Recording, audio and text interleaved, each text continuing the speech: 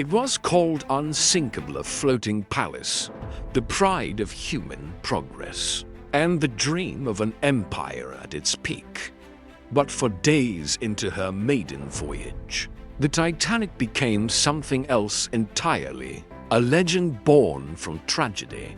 The year was 1912.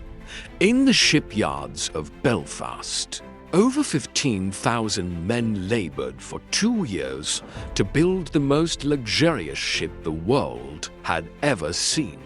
880 feet long, 46,000 tons.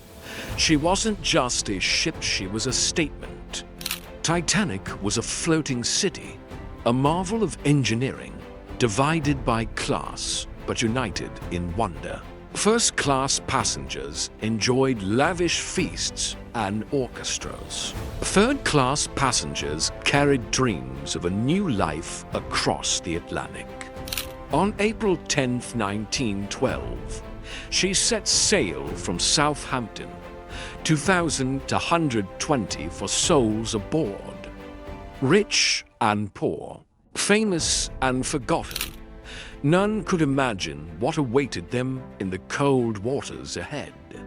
For days into her voyage, just before midnight on April 14th, disaster struck. An iceberg, nearly invisible in the moonless night, tore a 300-foot gash into her starboard side.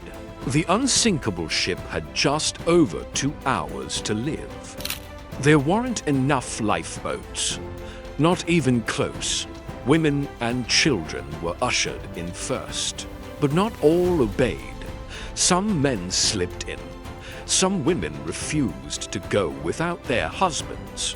At 2:20 a.m., April 15th, Titanic slipped beneath the waves. Over 1,500 lives were lost. It remains one of the deadliest maritime disasters in peacetime history. Just 705 survived, plucked from the freezing water by the RMS Carpathia. The world awoke to grief, disbelief, and outrage. In 1985, more than 70 years after her descent, Titanic was found lying 12,000 feet beneath the Atlantic. A ghost of steel and silence. A time capsule. Titanic was more than a ship.